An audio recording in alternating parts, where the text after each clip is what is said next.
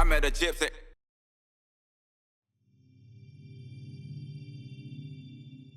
This is like the genius of Brian Deegan, is he set Travis up to just be himself. Right. He was like, hey, I know who you are. Yep. You do you. I'll do the rest. Yeah. And both of them killed it, blew this shit up to what it is now. Yeah, and all that, you know, all that drama and all that stuff, Brian needed all that to do what he was doing and create the thing that he did. And it's commendable. Huge. Pretty crazy to think that. You think now too, like you've got Hayden Deegan and the Lawrences. It's the same thing. It's just like, hey, we'll do our thing over here. Jet, Hunter, just you do your thing. Yeah. I'll take it from here. Right, you know? Right. Well, you know, the things that we never had as in our career window was more like the media thing. Yeah. And Brian and Hayden and their team have a really good handle on how that works, and they're capitalizing on it really well. You know, it helps to have a talented kid, of course. He has a bunch of talented kids. I mean, his daughter's amazing too. Yeah. Haley's, and she just did a 2-year deal for Xfinity, which is crazy. It's pretty amazing. Yeah. Pretty amazing. So, yeah, I mean, it's funny. We were actually talking about that yesterday with a friend of mine, and you like now Brian's a dad. Yeah.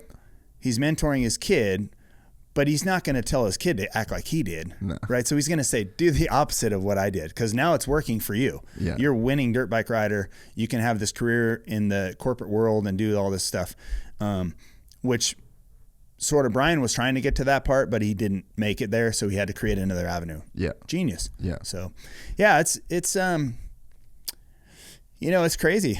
The world takes you in different turns, and you know, when I was racing back in the day and we were kind of the racer guys, and then that freestyle thing came out and they were acting crazy and rebellish, you know, we were like, what the hell? These guys are tearing down everything we built. We're trying to build up here. Yeah. So it was this constant little battle. That's real, bro, because I remember when I first got here and I was working for JDR KTM. Like, that's what I first did. Oh, okay. And we'd go to these like sponsor meetings and shit, and they'd be like, oh, like the CRUSTY Demons. Yeah, that doesn't really fit our vibe. And we're like, no. It's not CRUSTY Demons. They're like these metal militia is what they would say. Yeah. And then we're like, no, they do that shit. We do Supercross. Like we're in the state. Racers. We're the racers. We're like the clean cut American, you know? Yeah. But everyone, no matter where you went, no matter what meeting you went in, they're like, oh, Brian Deegan, metal militia. Yeah, no, I'm not interested. And we're just like, fuck. Yeah. That was the connotation that everyone had with just two wheels after those guys did their thing. Yeah, I mean, it's kind of, the way I look at it is it was very impactful, right? Because we were trying to go corporate over here, trying to win races, and that's why we have a starting gate, and we want to kick the shit out of the next guy on the starting gate. Well, they're over here getting judged by a contest and all this stuff, and we're like, that shit ain't real. Yeah. So, you know, there was always this constant little thing, but it's a little bit, the analogy is a little bit like, say, what Hell's Angels sort of did to motorcycling in general, right? To just in the 70s. Harley. Some dude riding his Goldwing down the street on a Honda, people are like, look at that dude, you know, he's a rebel. Yeah. And the guy's probably the nicest dude in the world riding his bike. Well, that's what those guys did to moto racing. Yeah. You know, and again, to go out and create your own line and just create an avenue for yourself, it's so commendable. I mean, to be able to just have enough nuts to just go out and like, this is our way and that's what we're doing, and have it work, that's pretty cool. But you timed, I think, to your career the best, in the sense that you made enough money to retire, but the money didn't spoil the fun. Because then it seemed like once it got past you in terms of USD every year, then that stops being as fun. And, you know, everyone sort of, it starts to get a lot more pressure, a lot more on the line. Then people, you know, then I think Ricky's with the training side of things. Right. I think like, that was what I was going to say, is the model itself for being a pro racer changed. Yes. Right. So people always look at me and they go, man, he had so much fun. I don't think he trained very much. He just so much talent. He was out there just winning and got out every night drinking and whatever. It's so funny to me because I wanted people to think that, right? That's what I wanted. I wanted my competitors to think that I was out on a Monday night or Tuesday night drinking or something. Yeah. You know, when I wasn't, I was busting my ass.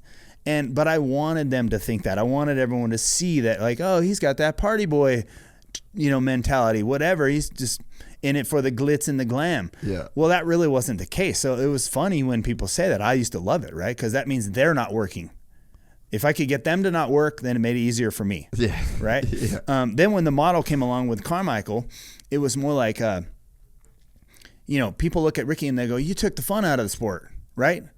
Well, Ricky needed to train like that to beat me. Yeah.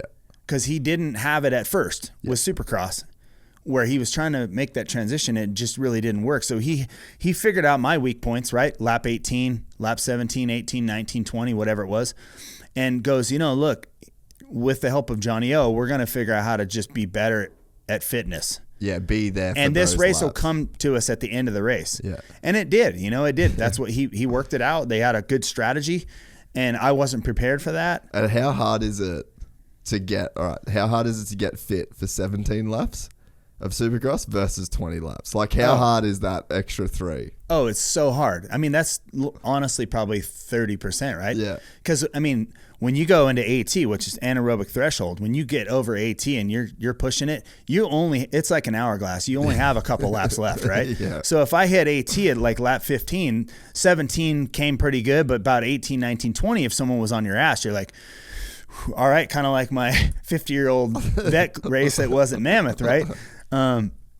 So it's those things are, and by the time I was like, oh, okay, I know what his strategy is now, it was too late. I was undertrained. Yeah, yeah. And then like what happened with Jet this year, sort of I reference the same thing with what happened to Ricky. Once he knew that he could beat me late in the race, well, then that all of a sudden built his confidence up. And then the next year he's like, oh, I want to build that up. Yeah. Right. And then the next year, even if I came back in shape, it would have been a lot harder. Yeah.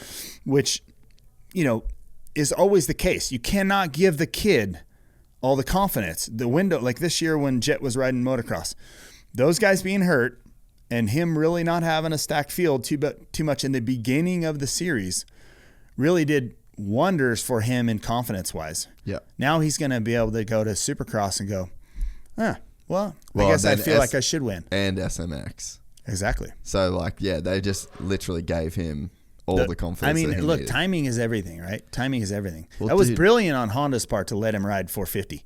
Because originally they were Lars was probably thinking, okay, we're just going to let him ride 450. We're not worried about the title. We want him to be ready to ride in January 24. Yeah, when for we don't Supercross have instead of coming in fresh off the 250. Yeah. For 450. So the thinking was right, but then all of a sudden stars lined up and it started to happen, which was incredible. It worked brilliant. Yeah, but it wasn't designed like that. It was designed to get him to ride the 450, get used to it and all that. And then he got all that confidence and it was like, well, someone's got to win. I might as well be the winner. Well, that's literally Hayden said the same thing the other day. He goes, man, the first time I beat Hunter, I was like, cool. That's it. Now I'm going to beat him every week. That's it. It's like literally for a dude like that's used to winning, it's just that simple. Yeah. Like you beat that one guy once, then you go, okay. And I used to say it all the time, like whole shots is kind of like that because it's sort of a mini race within the race, right? Oh, absolutely. And there's guys that like you want to think you can hopefully get the whole shot, or there's a guy that just knows they're going to get the whole shot. And it's like, if you just think you can, you can't.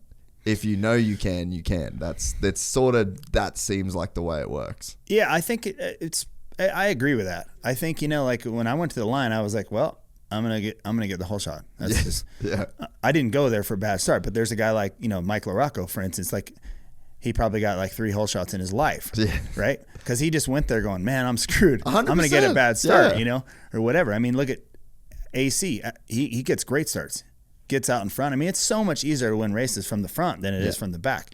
So, it's absolutely that way. If you go there believing you can and you feel like your technique is there and everything, once you get a few, it's infectious, right? Yeah. You go, okay, I'm going to get the whole shot.